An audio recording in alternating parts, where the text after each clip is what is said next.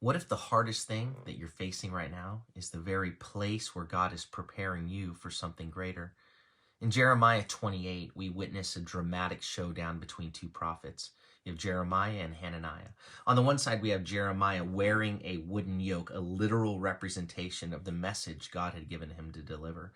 On the other side, there's Hananiah, confidently proclaiming that God would break the yoke of Babylon in just 2 years. Well, the people loved Hananiah's message. It sounded bold and hopeful, even faith-filled. But there was just one problem.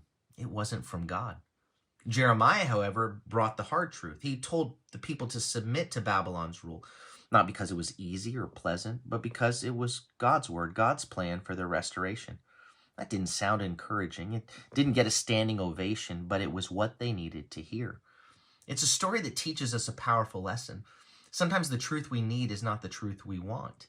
It's tempting to cling to comforting words that align with our desires. But real faith listens for God's voice, even when it challenges us to walk a harder road. I mean, think about Jeremiah.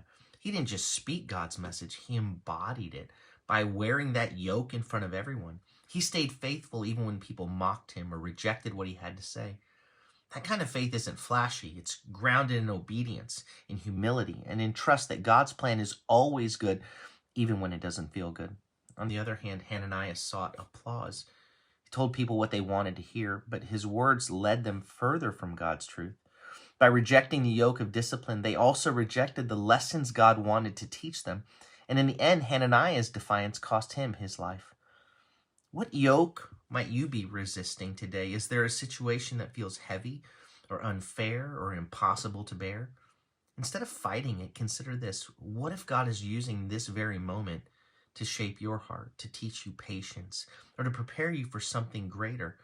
Faith isn't about avoiding hard things. It's about trusting God through them.